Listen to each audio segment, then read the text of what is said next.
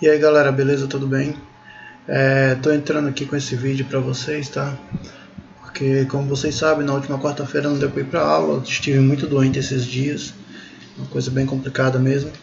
Mas aí melhorei e aí tô fazendo um vídeo agora para vocês, tá? Desculpem aí que é um dia antes da aula, mas como a proposta era basicamente a gente ter na quarta-feira uma aula de revisão, a gente vai passar pelos conteúdos e vai dar tudo certo, porque na prática vocês já viram esses conteúdos, já devem ter estudado os capítulos, é muito mais para ter um direcionamento assim, perto das questões e tudo mais, tá bom? Então eu destaquei alguns slides de cada apresentação que eu fiz, o conteúdo é bem longo, e a ideia não é falar para vocês novamente aquilo que já foi falado.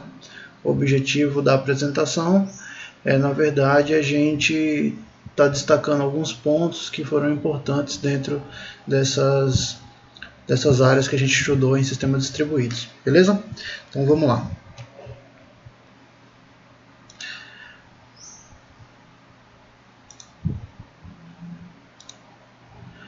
Essa daí é a nossa agenda, tá? A agenda nada mais é do que os resumos dos temas que a gente viu: caracterização de sistemas distribuídos, arquiteturas, processos, comunicação, sistema de nomeação.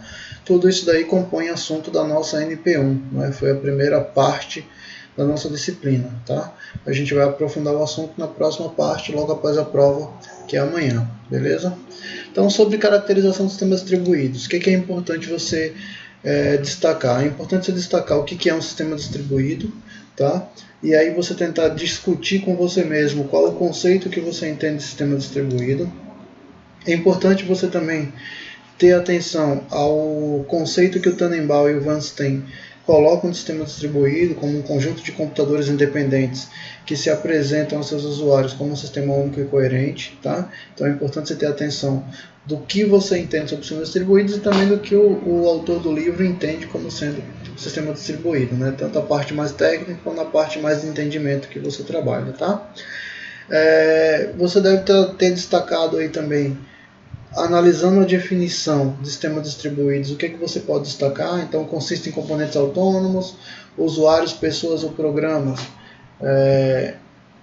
acham que estão utilizando um único sistema, os componentes precisam colaborar.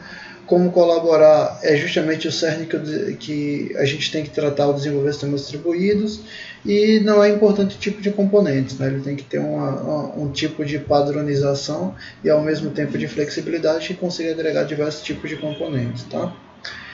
Existem 4 metas importantes para a gente atingir quando a gente trabalha com sistemas distribuídos: acesso a recursos, ocultação de recursos. O sistema distribuído tem que ser aberto, também tem que ser expansível, tá? Isso é importante. Tá? Quanto ao acesso ao recurso, você basicamente ter o entendimento que existe uma economia a partir do compartilhamento de recursos.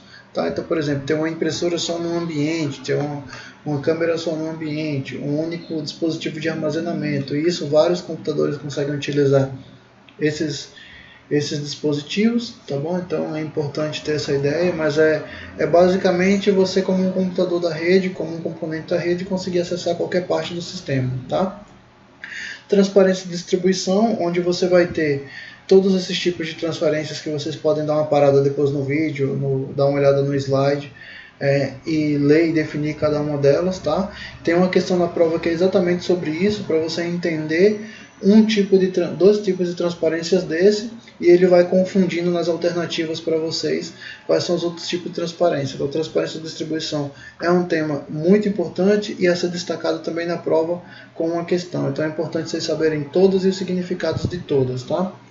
Beleza, tá? Uma pergunta reflexiva que a gente trabalhou na aula, se é necessário haver transparência, tá? E aí a gente lembrava que nem sempre, às vezes a existência de um erro, né, você não ocultar um erro, mas mostrar para o usuário que existe um erro com uma mensagem elegante. O usuário também gosta disso, também pode ser uma coisa importante, mas é uma discussão muito fora daquele pensamento teórico que a gente pode ter, tá bom?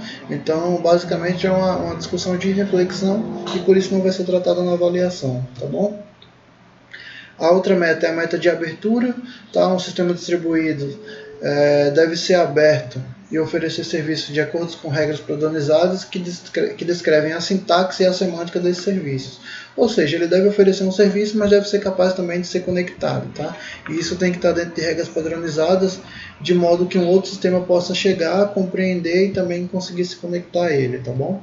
Ele tem que ter escalabilidade, então ele deve poder crescer dentro de diversos ambientes, tá? E aí existem 3 tipos de escalabilidade que a gente pode tratar, né? 3 dimensões, na verdade. Primeiro, quanto ao seu tamanho, o próprio tamanho do sistema, né? A complexidade do sistema. Em segundo, nível geográfico, então ele crescer pensando aí diversos países do mundo, diversas áreas de um estado, de um continente, de um país, tá? E em termos administrativos, como ele começa a ter mais de uma pessoa gerindo parte do sistema, ou o sistema por completo, então ele também deve considerar isso no seu crescimento, tá bom? Na sua escalabilidade, tá? Temos 3 problemas de escalabilidade basicamente. Um que são os serviços centralizados, que a gente deve evitar, dados centralizados que também devem ser evitados e algoritmos centralizados que também devem ser evitados, tá? Então vale a pena vocês virem para o texto, darem uma olhada nisso, entendeu? Ver como é que essas coisas acontecem e qual é a solução que o Tannenbaum propõe, tá? Como eu disse, a minha ideia não é dar aula novamente, é muito mais indicar para vocês o que é que vocês têm que estudar. Então isso é uma coisa legal para vocês darem uma olhada, tá? Uma última pergunta no final das metas é se é possível cumprir todas as metas propostas, tá? E aí vai depender muito da complexidade do sistema, dos requisitos que ele propõe e da capacidade de tecnologia e também dos próprios desenvolvedores, né? O quanto eles conseguem, na verdade, com a tecnologia atual, resolver os requisitos, tá bom? Existem algumas ciladas quanto às metas e a gente tem que ter muita clareza quanto a isso, tá? Quando a gente vai aplicar essas metas, a gente tem que entender que a rede é confiável, tá? Isso é uma cilada, que a rede é segura, isso é outra cilada, a rede é homogênea, a topologia da rede nunca vai mudar, que a latência é zero, que a largura de banda é infinita, que o custo de transporte é zero, que só há um administrador. Então essas seriam as ciladas que geralmente muitos desenvolvedores caem ou muitos projetistas de software caem quando estão pensando sistemas distribuídos, beleza? Existem tipos de sistemas distribuídos, são tipos que a gente tem que considerar. Dentro da topologia existem 2 classificações, a primeira é como cluster, né, e a segunda como um grid, tá? Na computação em cluster, você tem basicamente o hardware subjacente, que consiste em um conjunto de estações de trabalhos, ou PCs, que são semelhantes, tá? E é isso a característica do cluster, são equipamentos semelhantes conectados por uma rede local de alta velocidade, tá? Então essa seria basicamente a ideia do cluster, tá? Então as maquinazinhas bem parecidas, tal, que trabalham nesse padrão, tá? Vale a pena dar uma olhada nisso. E em grade é diferente, tá? Em grade ele consiste em sistemas que costumam ser montados como uma federação de computadores, no qual cada sistema pode cair sob um domínio administrativo diferente. Então você vai ter arquiteturas diferentes, topologias diferentes, maquinários às vezes diferentes também, tá bom? E aí você vai ter que ter uma camada ali de comunicação entre a camada base e a camada coletiva, por exemplo, para que todo mundo se entenda. Beleza? Sistemas de informação distribuídos são alguns exemplos de tipo de sistemas distribuídos, tá? Então você pode ter sistemas de processamento de transação, como integração de aplicações empresariais. São 2 tipos de SI para sistemas distribuídos, tá? Então essa seria um exemplo, tá? Esse daí na tela seria um exemplo, onde você tem uma transação aninhada entre dados de uma companhia aérea e dados de um hotel, né? A gente vai fazer uma viagem, então a gente quer reservar no mesmo site tanto a passagem aérea quanto o hotel para aquele mesmo período, tá? Em sistema distribuído ele não faz uma transação só, que seria o normal de banco de dados relacionais. Ele na verdade distribui essa transação para 2 subtransações e se uma dessas não conseguir executar, na verdade ele cancela todo o processo, então nada vai existir, entendeu? Por quê? Porque esses 2 bancos de dados da companhia aérea e do hotel são bancos de dados independentes, então não faria sentido a mesma transação, tá bom? Essa é uma outra forma de transação aninhada também, que a gente consegue fazer para resolver os problemas de várias transações, tá? É comum em sistemas distribuídos a aplicação do cliente não se comunicar diretamente com um servidor de banco de dados ou com vários servidores de bancos, mas ele tem esse monitor TP que na verdade é um monitor de transações, tá? Para gerenciar isso. E ele é justamente o mecanismo do meio que vai identificar se é possível ou não a gente realizar todas as transações. Então, o monitor TP aqui, que seria esse nosso monitor de comunicação com a aplicação cliente, beleza? Integração de aplicações empresariais é mais fácil, tá? Ele tem várias aplicações clientes aqui, e aí ele cria um middleware. Esse middleware, na verdade, é quem se comunica com todas as aplicações do lado do servidor. Então ele consegue integrar tantas novas tecnologias na aplicação do cliente, a tecnologias antigas no servidor, né, tecnologias legadas, como ele consegue também padronizar uma comunicação. O cliente se comunica com apenas um sistema aqui, que seria na verdade esse middleware, essa parte do meio de comunicação, e esse middleware faz toda a tradução, transformação, interceptação de informações para o lado do servidor, tá bom? Então isso aí é o que seria um SI. Tá? A gente tem sistemas distribuídos também pervasivos em tipo de sistemas distribuídos, tá? Que são basicamente as aplicações móveis que a gente vê, né, dispositivos móveis, e um exemplo muito fácil disso é quando ele tem mudança de rede, né? Você não precisa necessariamente entender que perdeu a conexão para que o seu dispositivo móvel, um aparelho de celular conectado a uma rede 4G, por exemplo, ou um notebook conectado a várias redes Wi-Fi, à medida que você vai caminhando, ele vai trocando de roteador e você não tem necessariamente que perceber isso como sendo um sistema distribuído, né? Você percebe que ele muda a rede, trocou a internet, mas para você está funcionando normalmente, tá bom? Ele adota mudanças contextuais, incentiva a composição ad hoc e reconhece compartilhamento como algo padrão. Tá? Então são características dos sistemas distribuídos pervasivos, esses representados pelos dispositivos móveis. Tá? No nível doméstico, a gente vai ter basicamente a nossa rede doméstica, tá? Que a gente pode entender como sendo um sistema distribuído também em menor escala, tá? Onde cada equipamento, cada componente realiza uma função dentro daquela rede, tá? Diversão, telefonia, armazenamento de dados, segurança, enfim, a gente pode ter diversos exemplos. A gente tem sistemas eletrônicos também para tratamento de saúde, tá bom?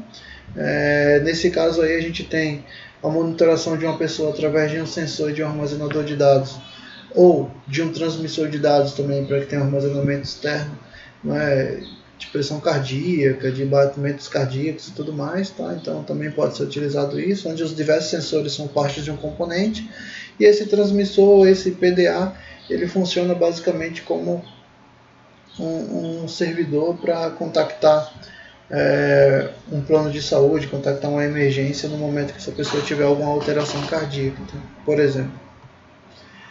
Existe também a rede de sensores, também pode ser falado como um tipo de sistema distribuído, tá? E aí os diversos sensores eles podem tanto como componentes processar as informações que eles conectam e armazenar em um ambiente externo, tá? Como eles podem ter neles mesmos uma pequena memória para armazenar esses dados, e o processamento também é realizado neles. E aí só quando necessário o operador faz a consulta diretamente aos sensores ou aquele sensor específico. Tá? Então também pode funcionar assim. Tá? Estilos arquitetônicos, né? É uma meta importante de sistemas distribuídos separar as aplicações das plataformas subjacentes, provendo uma camada de middleware, né? Então o middleware, né, nessa foto do sanduíche bem legal aí, é na verdade um comunicador entre o web server e a aplicação, tá? O middleware é quem faz na verdade todo o trabalho do meio de comunicação, de interpretação, de interceptação de dados, né? Para fazer qualquer filtragem ou qualquer tradução que precise de um formato de dados para o outro, tá? Então o middleware sempre vai estar no centro das aplicações, tá? E vai ser na verdade esse meio de campo que vai comunicar todo mundo. Existe, portanto, um entendimento que vocês têm que voltar ao livro para ler, tá? Que eu acho que é bacana vocês entenderem, que é a diferença entre componentes e conectores, tá? Componentes seriam basicamente cada item que compõe a rede, mas vale a pena ler lá para ter um conceito mais um pouco fechado. E os conectores estariam aqui basicamente no middleware, né? Seriam essas áreas aqui que ajudam o middleware a traduzir cada parte de sistema, tá? Então isso é bem legal da gente compreender também, tá? Existem alguns estilos arquitetônicos que são importantes, que são as em camadas, baseadas em objetos, centradas em dados e baseadas em eventos. Então vale a pena dar uma olhada sobre isso no livro. Tá? Os que são em camadas são basicamente organizados nesse fluxo de camadas. Tá? Então a gente tem um fluxo de requisição e um fluxo de respostas. E ele vai perpassando as camadas, muito parecido com o processo das camadas OSI, né, do modelo OSI. Tá? Então a gente sai da comunicação de uma aplicação, vem até o servidor e o servidor responde até a aplicação novamente. Tá bom? Baseado em objetos.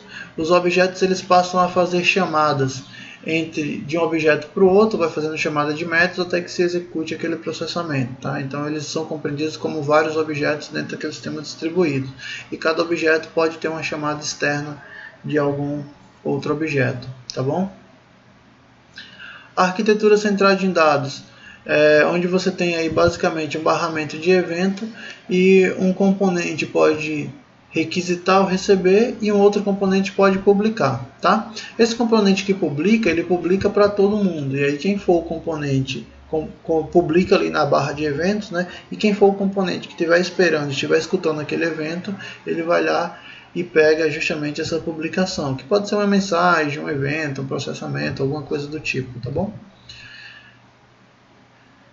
E aí é baseado em eventos, né, que os processos se comunicam por meio da propagação de eventos, podem também transportar dados nos eventos, associa-se aos sistemas, publica, subscreve, como é o sistema anterior, e são fracamente acoplados, podem ser desacoplados ou referencialmente desacoplados, tá bom?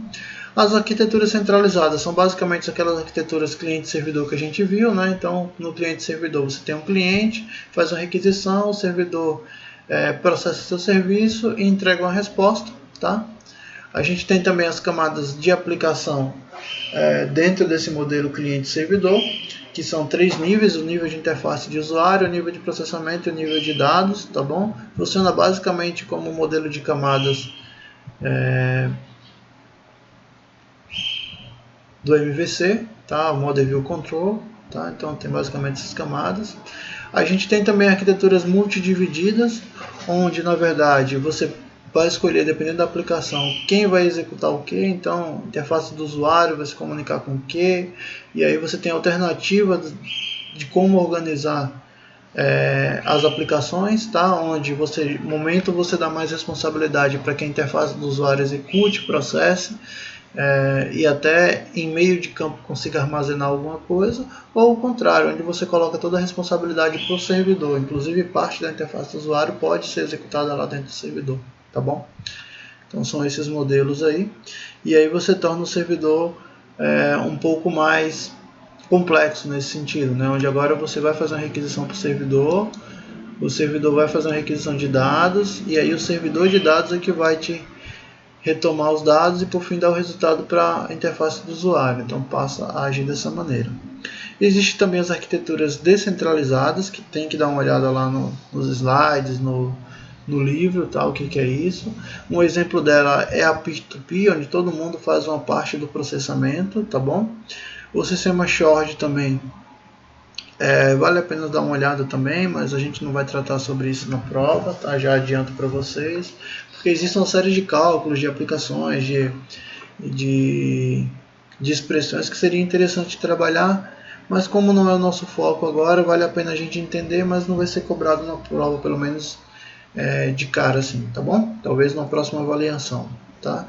Que são redes estruturadas a partir desse modelo peer-to-peer, né, onde várias pessoas vão se conectando e vão recebendo um hash ali para conseguir acessar a rede. Então ela procura um nó real ali na rede, e aquele nó real ele passa a ser uma espécie de nó par e começa a conseguir associar outros nós ao seu redor, tá bom? Isso vem o conceito de superpares, tá? Que você pode ter esse superpar como sendo um nó real de uma rede, e ele tem diversos filhos aqui, ó, que seriam pares comuns, tá bom? Então o superpar e os pares comuns, tá? Isso aqui vai servir para a gente entender um pouco como funciona a nossa rede de internet, onde a gente tem conexão com algum servidor, e esse servidor na verdade é que conecta a gente à internet, né? Então nossos provedores de internet seriam mais ou menos uma espécie de superpar, tá bom? As arquiteturas híbridas, que é normalmente o que a gente vai verificar ao longo dos sistemas, tá? São arquiteturas que acabam se combinando entre arquiteturas centralizadas e descentralizadas, tá bom?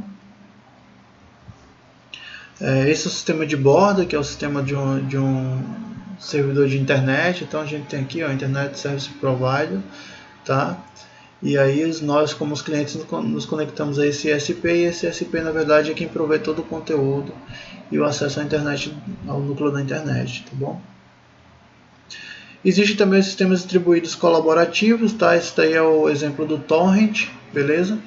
Então você tem aqui o nó cliente, ele vai para uma página do BitTorrent, baixa o ponto torrent, tem uma lista de nós que ele armazena, ele se conecta a esses nós e assim vai seguindo esse lookup aí o tempo todo, até que todos os downloads, todos os uploads sejam realizados, tá bom? Arquiteturas versus middlewares, então a gente tem também uma parte importante sobre interceptadores, tá? A gente explicou essa figura aqui, o que os interceptadores, por que eles são importantes, para quando a aplicação receber alguma coisa, ela poder ser tratada pelo interceptador antes de chegar até o sistema operacional local, até o servidor, tá? Se na aplicação do cliente verificar que nada tem que ser executado, ele simplesmente executa uma chamada não interceptada e o valor passa direto. Mas se precisar de algum tratamento do valor, o interceptador seria essa estratégia que o middleware dispõe para a gente trabalhar, tá bom? E isso é importante por quê? Porque a gente trabalhou o conceito de software adaptativo, né? A gente viu que é importante que os middlewares se adaptem aos sistemas a partir de mudanças que eles vão ver de tecnologia, de componentes e tudo mais, tá? Então como é que ele pode se adaptar? Justamente tratando, voltando aqui um slide, um interceptador seria uma dessas técnicas, para que ele consiga interpretar a informação que está chegando, o dado que está chegando, e aí adequar ele ao serviço do servidor, ao armazenamento do servidor, tá?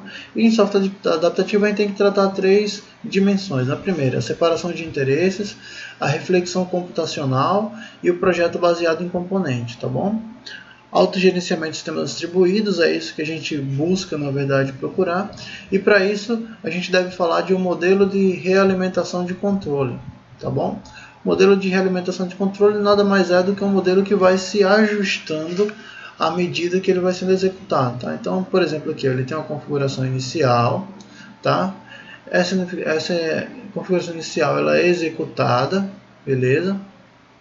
Pelo núcleo de sistemas distribuídos, tem uma saída, essa saída ela é medida, ela é analisada e aí ela é proposta alguns ajustes com base em outras experiências. Então, à medida que você vai executando, esse ciclo vai sendo realizado diversas vezes até conseguir ter um ajuste fino de correções e conseguir ter maior eficiência, adaptabilidade, dependendo de como seja a característica do teu sistema distribuído, tá? Implementações de thread, a gente falou também um pouco sobre processo, falou um pouco sobre thread, que é importante, tá? A gente implementar thread para que o sistema não fique travado, né? Então a gente viu aquele processo que a partir do momento que um cliente executa um enviar na tela de uma série de dados para o servidor a partir de um formulário no seu navegador, até ele receber a resposta, ou seja, até aquelas informações serem processadas no servidor, teoricamente o sistema dele fica parado esperando a resposta, né? Então você conseguir colocar essas informações numa thread é uma coisa legal para que você ganhe mais desempenho, tá bom? Se for um sistema que exige interatividade entre o servidor e o maquinário, aí não faz sentido. O sentido mesmo é que ele espere a resposta, porque ele precisa dessa resposta para poder trabalhar. Tá bom? Então seria basicamente isso a gente conseguir, tá? E aí as threads a gente pode colocar no espaço do usuário para justamente ter esses processos mais livres, né? E a gente conseguir ter mais desempenho, tá? Mas também pode executar a thread no servidor quando necessário, beleza? Aí são conceitos sobre threads, vocês podem dar uma olhada depois, tá? Em sistemas multithreads existe esse carinha aqui que é importante, que é o a thread despachante, tá? Que em muitos casos funcionam assim, nem sempre é uma boa estratégia, porque o sistema operacional só vai fazer chamada para essa thread aqui, até a thread despachante, tá? E o trabalho dela é justamente distribuir as informações pelas outras threads que são conhecidas como threads operárias, tá?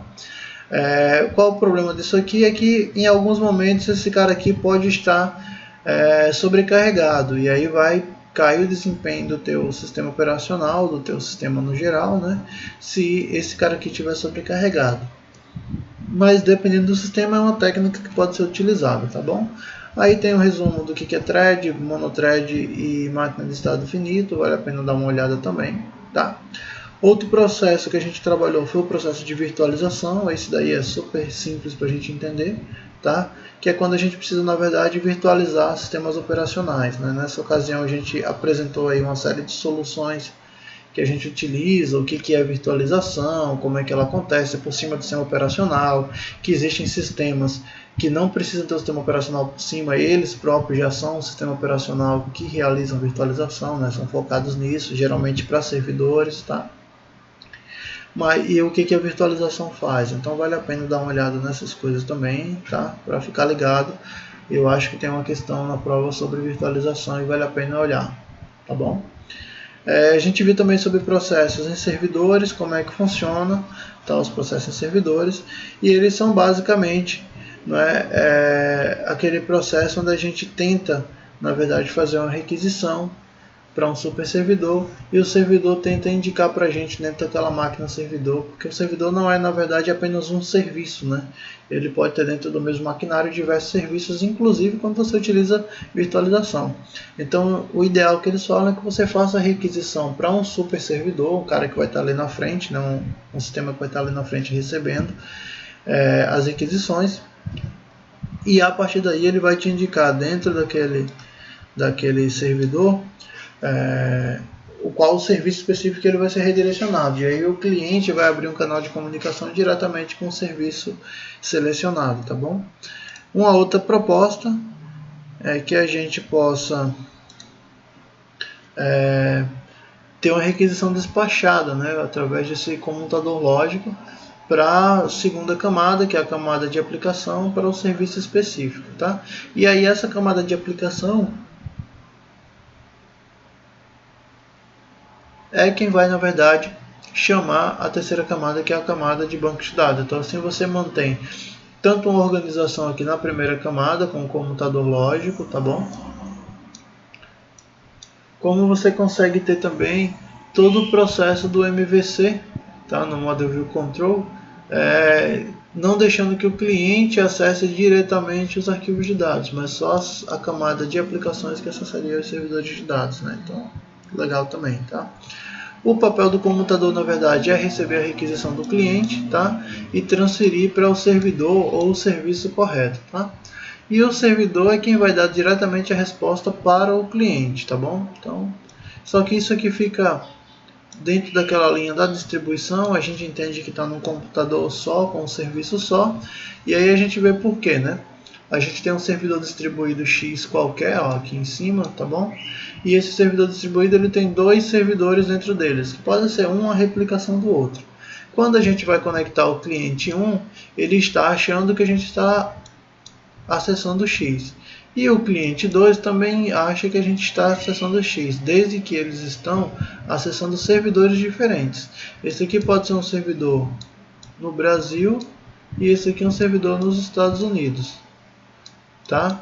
Mas como essas máquinas aqui podem ser mais próximas dos servidores, a gente ganha, na verdade, desempenho, tá?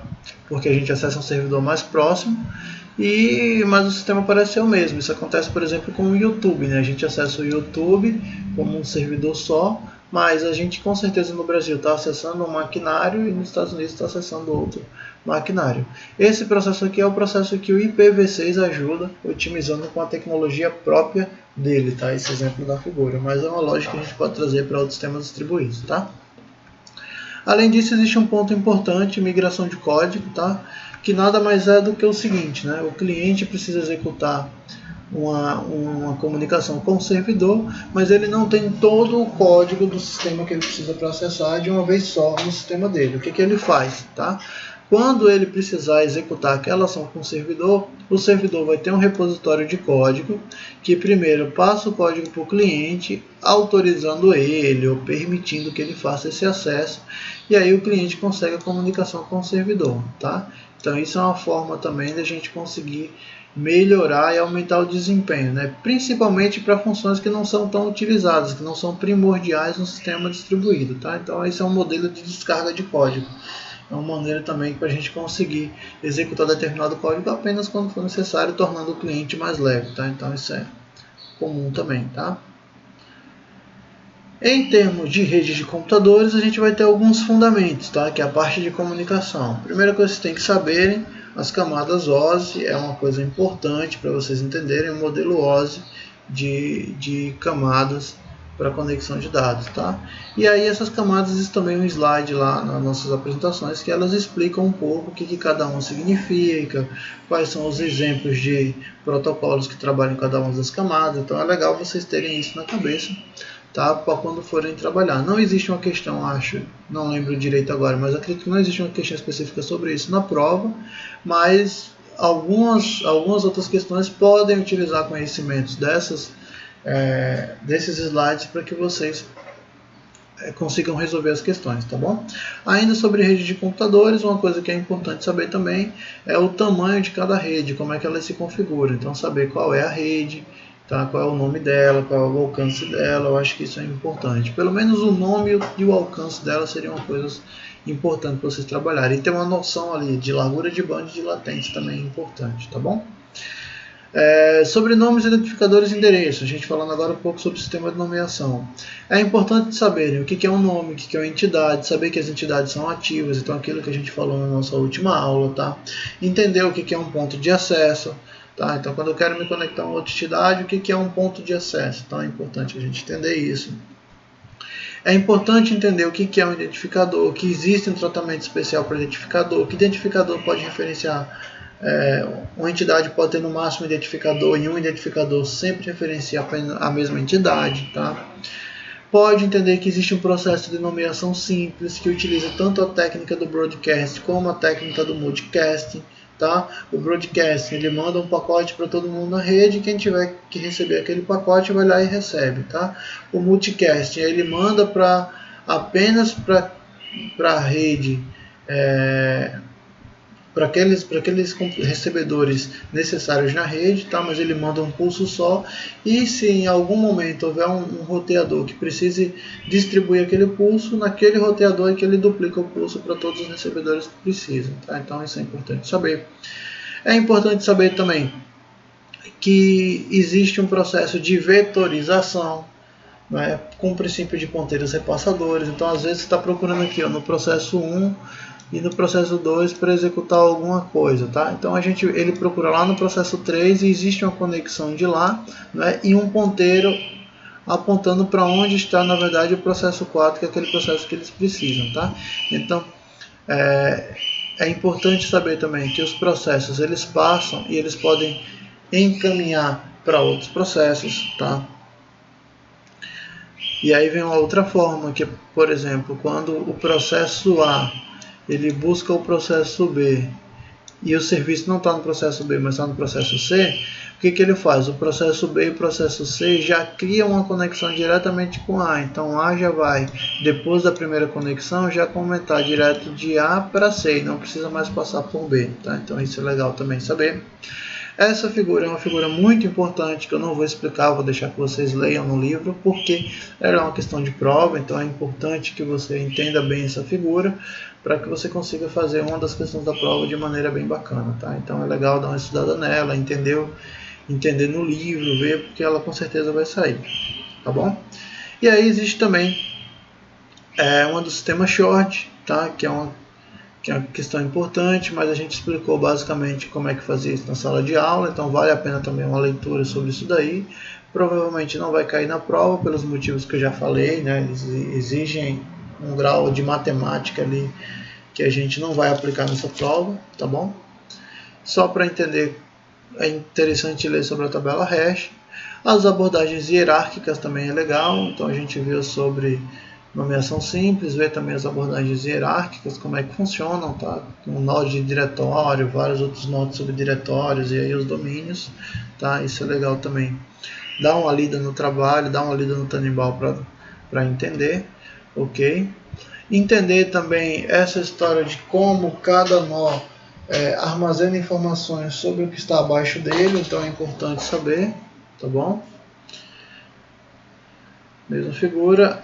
Sobre nomeação estruturada, entender um pouco como é que funciona tanto a nomeação literal, né, como também aquela forma de nomeação com o link simbólico, tá? Então tem que entender como é que funciona esse processo de nomeação, o que é um nó folha, o que é um nó diretório, entendeu? Que debaixo de vários nós diretórios podem haver nós folhas e nós diretórios, então é importante dar uma lida no livro, dar uma olhada nos slides para entender isso direitinho, tá bom?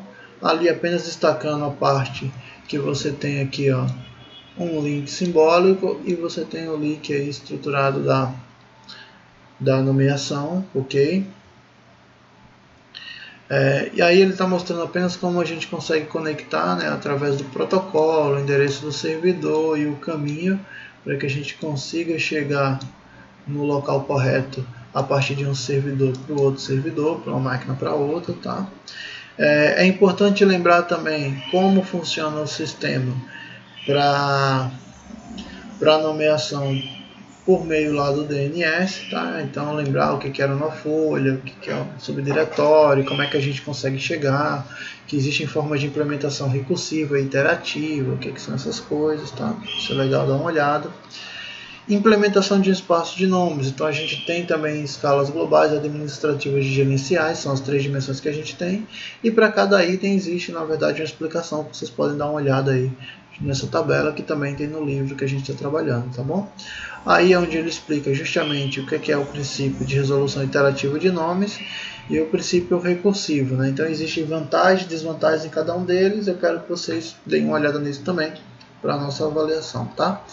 Sistemas de nome de domínio, existem alguns registros que são importantes, né, que a gente colocou, eu mostrei para vocês nos servidores como é que isso funciona, então é legal dar uma lida nisso daí, pelo menos para entender, mas acredito que não seja questão de prova, mas na dúvida dá uma olhada, né? Eu não lembro agora direito se tem questão sobre isso na prova, dá uma olhada nisso daí que é importante.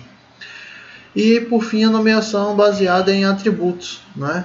Que são na verdade você colocar um atributo, por exemplo, país, e você tem um valor para ele. Então funciona basicamente no processo de hash, tá?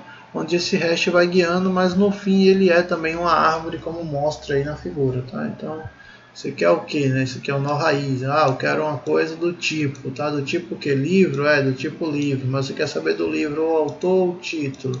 Então ele vai criando nesse modelo de hash aqui, ó, livro autor, quem é o autor, né, o Tolkien, livro título ok, esse título aqui, tá bom? Então ele vai criando um hash para explicar isso daqui para vocês. Galera, espero que vocês consigam na verdade entender de maneira bacana o assunto, tá? Eu falei um pouco mais dos primeiros assuntos, porque são os mais antigos, mas no fim vocês têm que olhar tudo, dar uma olhada em todos os slides, tá?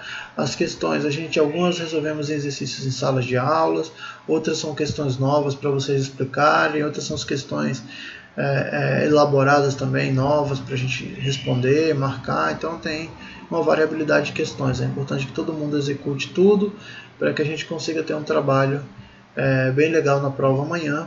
E estou torcendo para que todo mundo dê certo aí, tá bom? Valeu, qualquer coisa, mandem dúvidas por e-mail, alguma coisa, que na medida do possível eu tento responder antes da prova. Valeu, tchau, tchau.